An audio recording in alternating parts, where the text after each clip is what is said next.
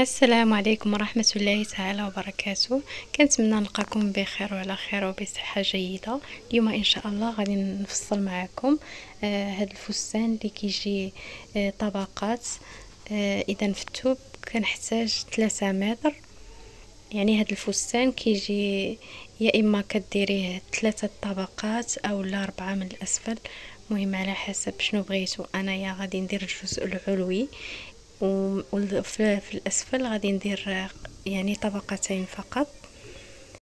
كنتمنى تتبعوا معايا لا فيديو حتى الاخر، حيت غادي يطلع زوين الفستان وسهل ماشي صعيب بزاف. اذا كنشدو الثوب كنطويوه على 2 بالطول كيف ما كتشوفوا، باش غادي نفصل الجزء العلوي ديال الفستان، وكنعاود نطويه على يعني على 4 كيف ما كتشوفوا. يعني الطول ديال الجزء العلوي على حسب يعني القياس ديال كل سيده. بالنسبه لهذا القياس اللي عندي 40 سنتيم، يعني 38 سنتيم زائد 40 زائد 2 عفوا، يعني ديال حق الخياطه ديال الاعلى وديال من الاسفل هي 40 سنتيم. غادي نحدد 40 سنتيم كيف ما كتشوفوا، وغادي نقطع باش عاد غادي نخدم على هذا الجزء العلوي. دابا الا كنا غادي نخدموها مسدوده من الامام ما فيهاش الصيفات، يعني كنشدو هاد الجهه المغلقه من الجهتين وكنبداو ناخدو منها الرقبه، وفي الجانب يعني كنبداو ناخدو قياس الكتف.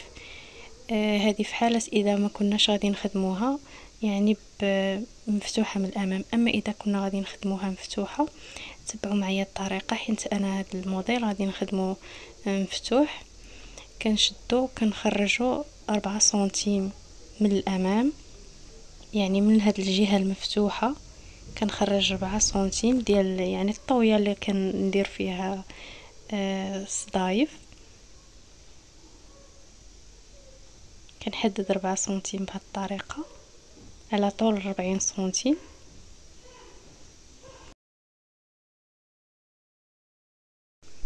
هنايا دابا كتكون الجهه الاماميه اللي كنطويها كندوز عليها الخياطه باش كندير الصديفات من الامام. غادي نشد الثوب غادي نطويه بهذه الطريقه على هذا الخط اللي سطرت، وعاد غادي نبدا ناخذ منه المقاسات. بالنسبه لعرض الكتف عندي فيه 40 سنتيم، كنقسموها على 2، هي 20 زائد 1 سنتيم هي 21. كننزل ب3 سنتيم ميلان للكتف. دورة الرقبة 8 سنتيم، تنزل ب2 سنتيم وكرسم التقويره بهذا الشكل. وبالنسبه لدورة العنق من الامام كنزل ب12 سنتيم وكنحددها حتى من بعد وكنقصها، كنطوي بحال هكا هذيك 4 سنتيم. عاد كنحدد القياس ديال دورة العنق وكنرسم بهذه الطريقه.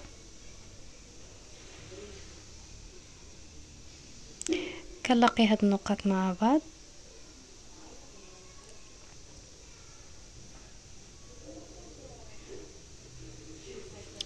دابا غادي ننزل باش ناخد الربع. نزلت ب 23 سنتيم. عرض الصدر 26 زائد 1 هي 27. بالنسبه للخط اللي نزلت به 23 سنتيم هو يعني خط الصدر 26 قصت منها 3 هي 23. دابا كننزل للربع بخط بهذا الشكل وكنرسم ايضا خط الصدر بهذه الطريقه.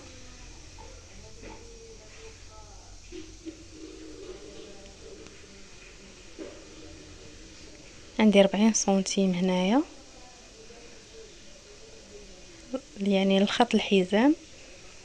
المقاس كناخدو للسيده من الكتف للحزام باش كناخدو هذا القياس. دابا خط الحزام عندي فيه 25 سنتيم زائد 1 هي 26. كنزل هنا ب 14 سنتيم، كنخرج هنايا ب3 سنتيم وكنرسم التركيز بهذه الطريقه صافي. وهنا كنكون يعني خدمت الجزء العلوي. هنا في الجانب كنطلع بواحد 2 سنتيم باش ما كيجيناش في جهه الحزام طايح. يجي مزيان. كطلعوا بواحد 2 سنتيم ولا 3، وعاد في الاسفل من جهه الجلايل راه ضروري عاوتاني باش كتجي يعني كيجي الفستان ما كيجيش داكشي طايح. دابا كنبدا التفصيل ديال القطعه العلويه.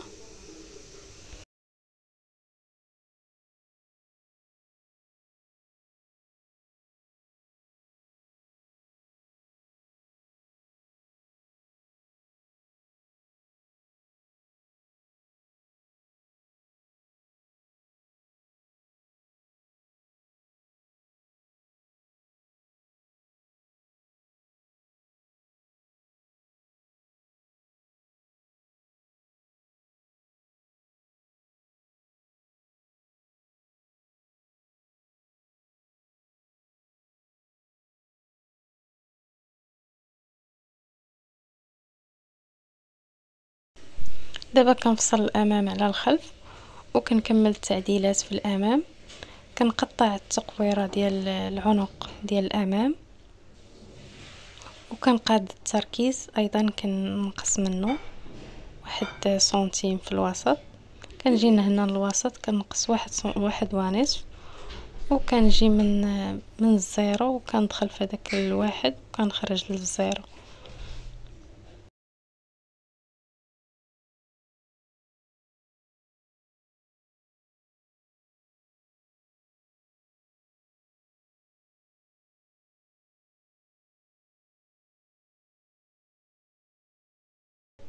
دابا كنجيب الثوب كيف ما هو يعني مطوي بالطول باش كنفصل الطبقه الثانيه، يعني اللي كتجي شاده في القطعه العلويه.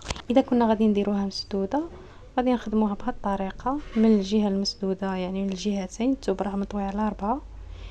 اذا كنا غادي نخدموه وكنخلي هنايا في الجانب 10 سنتيم هكاك اللي بقى ليا ديال الكشكشه، يعني القطعه يعني اللي كتجي من تحت القطعه العلويه وما كتجيش فيها الكشكشه بزاف، وكيبقى لكم الاختيار. المهم دابا انا غادي نخدمها يعني مفتوحه من الامام بالصديفات. ضروري خصني هذيك 4 سنتيم. كنحيدها بحال هكا، كنهبط بها بهذه الطريقه. وهنايا في الجانب بقات ليا شي 8 سنتيم يعني كافيه ديال الكشكشه. صافي. بالنسبه للطول كنحدد 60 سنتيم، ولكن هذا الطول كيبقى اختياري على حسب السيده فين بغات تجي هذيك القصه. بالنسبه لي كانت طويله راه 60 سنتيم، اذا كانت قصيره 50 سنتيم يعني كافيه باش ما تجيهاش طايحه بزاف، حيت كاين اللي كتبغيها طالعه فوق من الركبه. يعني حاولوا انكم تاخذوا المقاسات ديال كل سيده فين بغات القصه تجيها.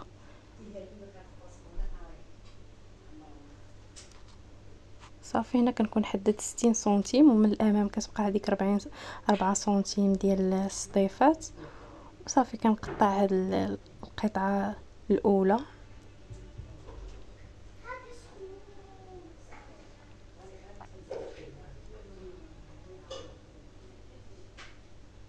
كنفتحها لان من الجوانب، هادو الجوانب اللي كتكون فيهم الخياطه، هذا كيبقى الخلف، والاخر كيبقى الاسفل، كيبقاو القطعتين ديال الجهه الاماميه.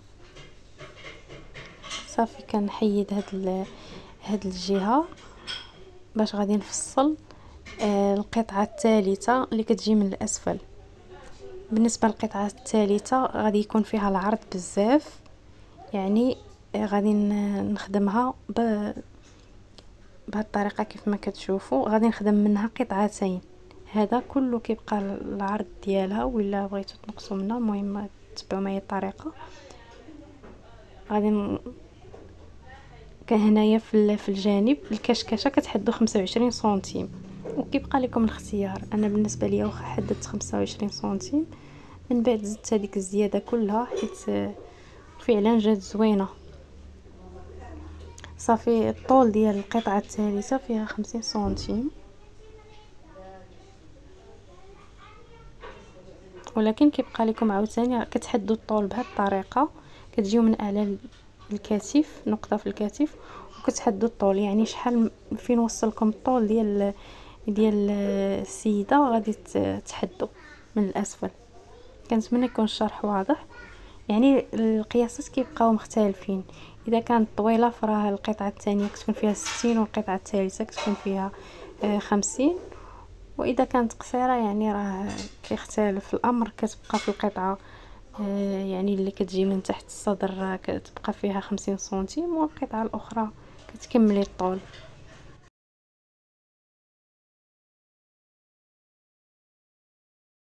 صافي هنا حددت 50 سنتيم زائد 3 سنتيم ديال الخياطه من الاسفل ديال لوغلي.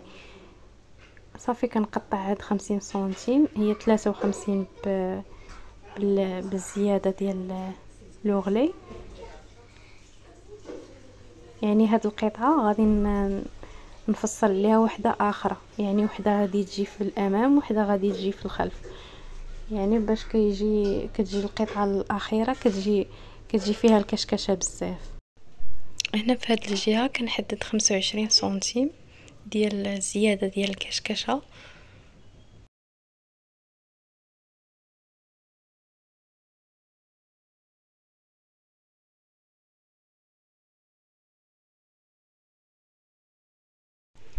كنحدد حتى من الاسفل. صافي وهنا كنقطع، اذا نحدد خط بهذه الطريقه وكنقطع، لكن انا هذيك الزياده حتى هي زدتها جات مزيانه ماشي مشكل.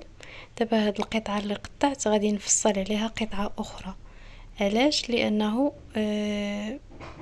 يعني باش يعني ديال الخلف، هاد القطعتين بجوج درتهم للامام، ودابا غادي نفصل ديال الخلف، لانه القطعه الاخيره اللي كتكون في التحت ديال الفستان كتكون هي يعني اكبر قطعه، كتجي عريضه بزاف باش كيجي فيها الفوليوم ديال الكشكشه.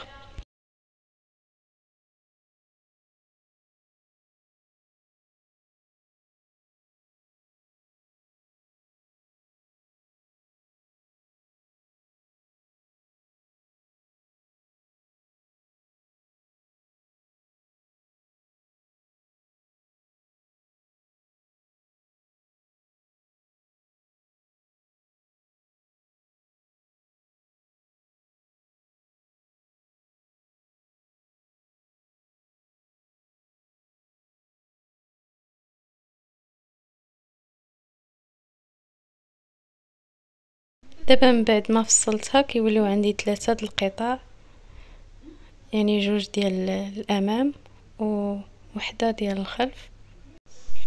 صافي كنجمع كل قطعتين ديال الامام والخلف مع بعضياتهم وكنطويهم باش ما كيتخلطوش ليا مع القطعات الاخريات.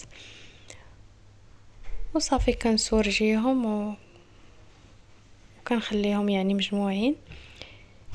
دابا هنا من الاسفل غادي نطلع ب3 سنتيم في الجلايل، يعني في الجهه ديال الاسفل اللي كتجي فيها الخياطه الجوانب،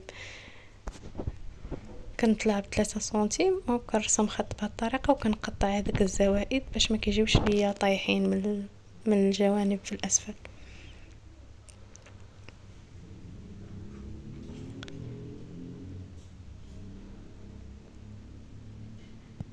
دابا غادي ناخذ الجزء الامامي ديال الفستان، وغادي نحدد القياس اللي عندي في التركيز.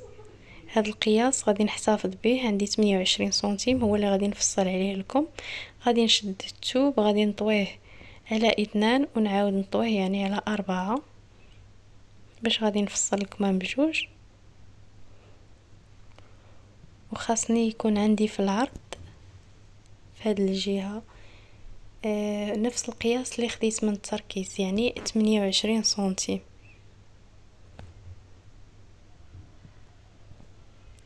هنايا خص يكون عندي 28 سنتيم. هنايا كندخل ب 14 سنتيم وكنرسم خط بهذه الطريقه. هاد الخط اللي رسمت هنايا كنشد هاد المسافه، كناخذ القياس ديالها كنقسمو على 2، وهذا المنتصف كنقسمو على 2، المنتصف الاخر كذلك كنقسمو على 2، يعني 30 قسمت على 2 15، وكنقسموه هنايا كنخرج بواحد سنتيم، وفي الجهة المنتصف الاخر كندخل بواحد سنتيم. كنلاقي النقط مع بعض كيف ما كتشوفوا، يعني راه واضح الخدمه ديال التركيز. هنا كناخد الطول ديال الكم، ولكن انا غادي ناخد حد المعصم. نزلت ب 32 سنتيم. كيبقى داكشي على حساب القياس اللي غادي تاخدو، حيت عندي التقطيعه في جهه المعصم وعاد كنكمل الطول. بالنسبه لهنايا في عرض، يعني عرض الذراع عندي 16 سنتيم زائد واحد هي 17 سنتيم. كنقطع هاد القطعه ديال الكم، عاد نكمل يعني الطول ديال الكم، غادي نكمل عليها الطول ديال الكم. كنشد الثوب يعني كنفتحو بهذه الطريقه باش يولي عندي فيه العرض. حيت في المعصم عندي كذلك درت هذيك الكشكشه خدمتها، غادي تكون ضروري الزياده. غادي نشد الثوب بهذه الطريقه، يعني من الجهه المسدوده كنحطها مع الثوب، كنحطو مع الجهه المسدوده ديال الكم، وكيجي بحال هكا. يعني هذيك الزياده اللي في الاسفل غادي تزيدوا شي 10 سنتيم هكاك. كنحطوا الكم بحال هكا وكتزيدوا شي 10 سنتيم حق الكشكشه. انا بالنسبه لهذوك البليات اللي كنخدم ديال الكشكشه يعني في المعصم وفي القطعتين اللي في الفستان، غادي ندير لهم السورجي باللون ديال الفستان، باش غادي نخدم هادوك البليات من برا، غاديش ندخل. المهم تبعوا معايا الطريقه. دابا كنكمل هنايا الطول ديالكم، عندي 54 سنتيم زائد 2 هي 56 سنتيم. وبالنسبه للعرض الكم من الامام، الا بغيتو تخليوه واسع فحال هكاك، من بعد الا بغيتو تنقصوه، انا من بعد نقصت منها حيت ما عجبنيش واسع فحال هكاك. نقصت عرض الكم بحال هكا يجي مزيان، ولكن الكشكشه بلا ما تنقصوا حيت كتجي زوينه الصراحه، وكيبقى لكم الاختيار. دابا من بعد ما كنكون كملت التفصيل ديال الفستان، غادي ناخذ الحزام، عندي فيه 10 سنتيم. الا بغيتو تخدموه، بغيتو تلبسوها مع سميطه ولا هذا مزيان، ولا هكاك سامبل كتجي احسن. هنا في العرض 10 سنتيم وفي الطول 1.50 متر هكاك، حزام كافي. صافي هنا كنكون ساليت التفصيل ديال الفستان، وغادي ندوزو للخياطه ان شاء الله. كيف ما كتشوفوا كيجي بهذا الشكل. هذا هو الطراساج ديال الفستان ديالي. دابا اول حاجه كنشد الخلف، كنحط من فوق منه يعني الامام الجهتين بجوج، كنلاقي الكتيفات هما الاولين،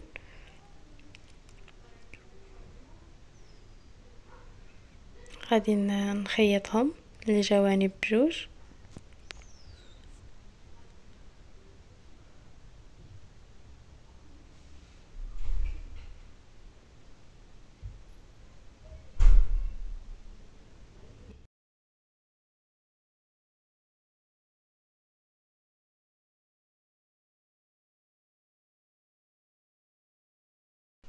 دابا غادي ناخذ القطعتين ديال يعني القطعتين اللي كيجيو في القطعه اللي كتجي من الاسفل ديال القطعه العلويه، الجزء العلوي. كنشد الامام مع الخلف وكنلاقي الجوانب. كنتمنى تكون الصوره واضحه، يعني الجوانب بجوج، هاد الجهه اليمنى والجهه اليسرى.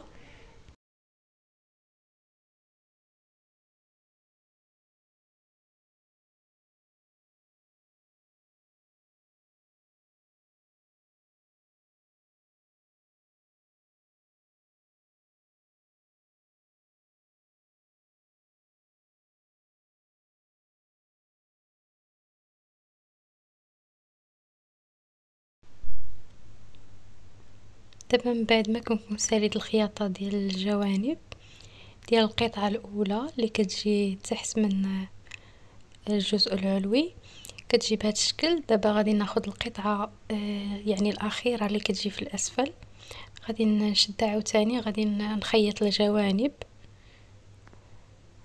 الجانب الايمن والجانب الايسر، يعني الخلف كنخيطو مع القطعتين الاماميتين.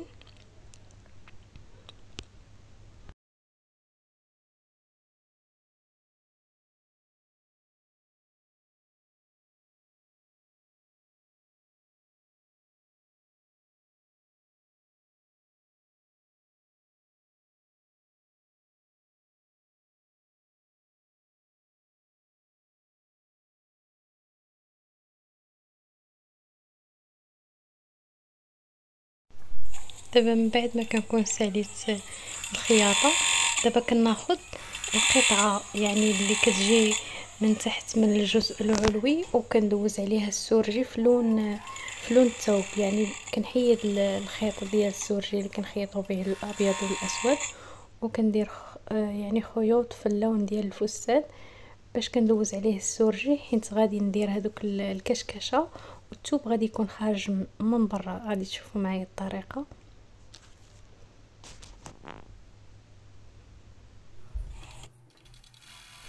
دابا من بعد ما كنكون سورجيت يعني القطعه الاولى، كنسورجي القطعه الثانيه يعني اللي كتجي في الاسفل، كنسورجيها ايضا باللون الفستان من الاعلى. غادي تشوفوا معايا الطريقه كيفاش كتجي في الخياطه، باش هذاك السورجي كيجي باين، كيجي على برا. داكشي علاش كنسورجيه في اللون ديال الفستان.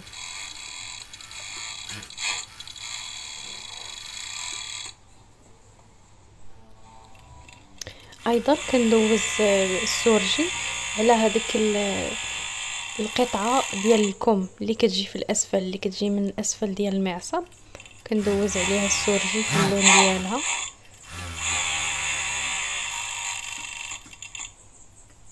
حتى هي كيجي من على برا السورجي باين. دابا من بعد ما كنكون سورجيت، غادي نرخف الطونسيون ونرخف الخيط، وكندخل هنايا واحد الابره باش كنخدم هذيك الكشكشه.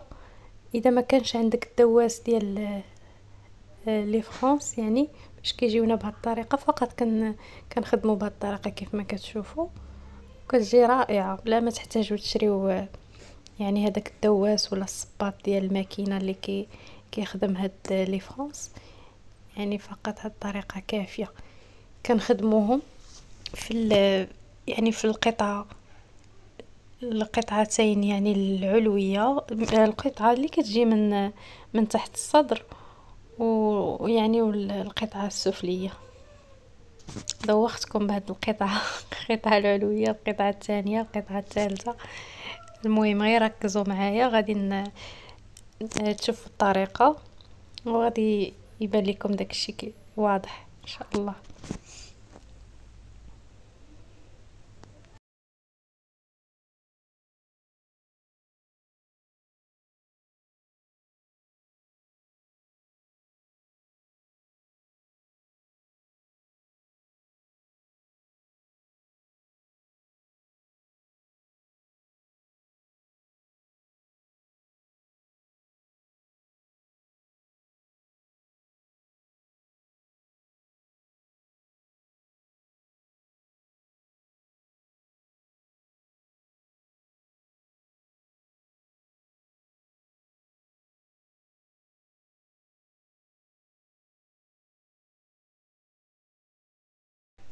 هنايا من بعد ما كنكون خدمتها لكم، كنشد كنطوي المنتصف ديال الكم والمنتصف ديال القطعه العلويه ديال الكم ايضا، وكنحطها بهذه الطريقه. هادشي اللي كنت كنهضر لكم عليه، يعني هذاك السورجي كيجي من على برا، ماشي كنطويو الثوب ونخيطوه من الداخل. الخياطه كتجي من على برا بهذه الطريقه، كنخيطو من فوق الثوب باش كيجي هذاك السورجي باين. كتجي رائعه صراحه، يعني شي حاجه مختلفه، وكتجي حتى في المنظر، يعني حتى فاش يعني في الصوره راه ما عطاتش يعني الحقيقه ديال الفستان. جا رائع. كنتمنى تجربوا هاد الطريقه. غادي تعجبكم النتيجة ان شاء الله. بالنسبة للناس اللي ما مشتركينش في القناة، يفعلوا زر التنبيهات باش يوصلكم كل جديد، وما تنسوش تدعموني بلي لايك والتعاليق ديالكم، وشكرا على المشاهدات والدعم ديالكم. اذا هنايا من بعد ما كنكون خدمت لكم كنحدد المنتصف وكنلاقيه مع المنتصف ديال الكتف، وكنبدا كنخيط بهذه الطريقه باش كندوز نكمل يعني الخياطه ديال الاجزاء اللي في الاسفل.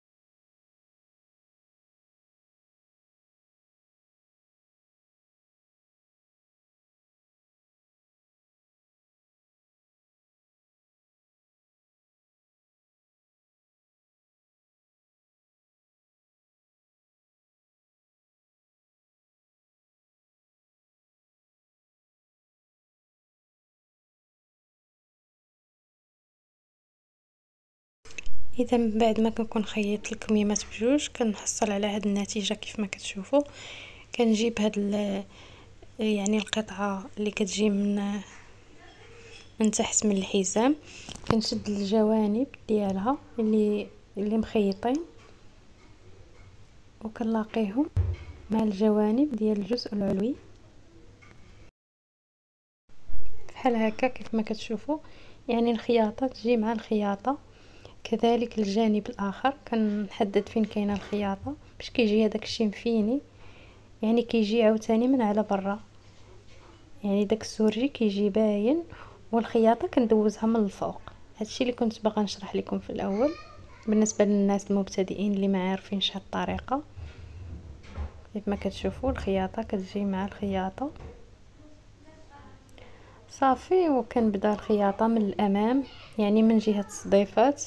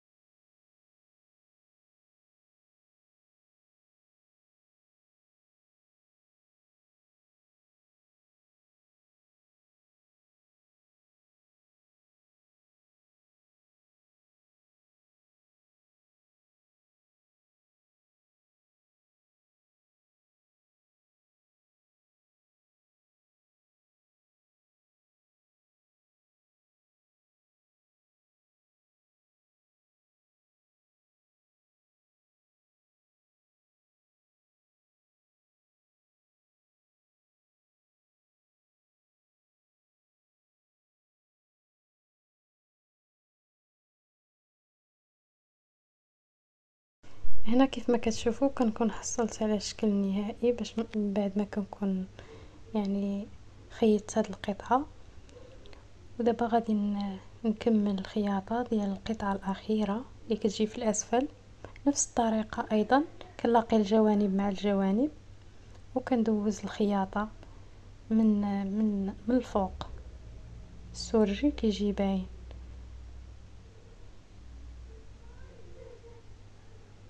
صافي كما كتشوفوا طريقه واضحه. بالنسبه للناس اللي ما فهموش شي حاجه كتبوها ليا في التعليق ان شاء الله غادي نجاوبهم.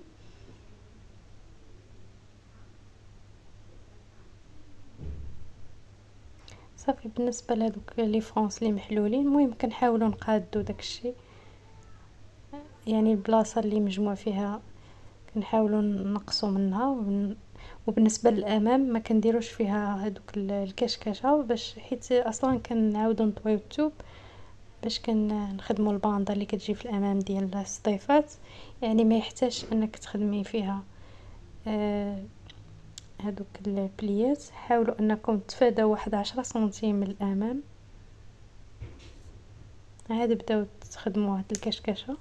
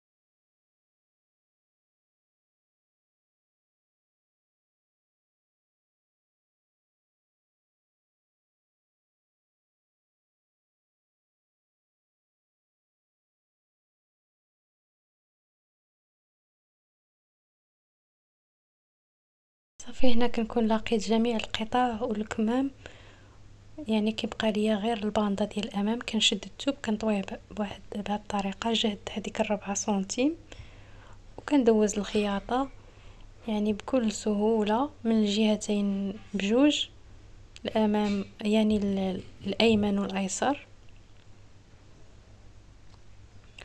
وصافي كيبقى ليا لوغلي من التحت كن يعني كنخدم واحد 3 سنتيم اللي كنت زدتها كنطويها في الاسفل، وكنخدم يعني الرقبه حتى هي كنطوي سنتيم بحال هكاك، ولا كنخدمها كنجيب باندا، ولا بغيتو تخدموا كول عادي ولا كول اوفيسيي، يعني على حسب الاختيار. انا خدمتها عادي.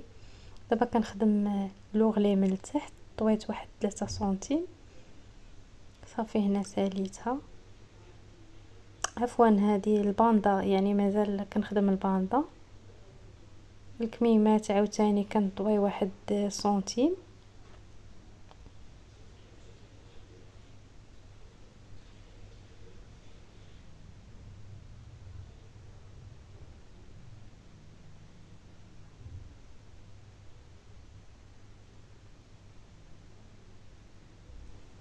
الكم الاخر نفس الطريقه. دابا بقات ليا الدوره ديال الرقبه كنتني هنايا واحد سنتيم، اولا نخدم بالباندا الا بغيتوها تجي مفينيه، كيبقى لكم الاختيار.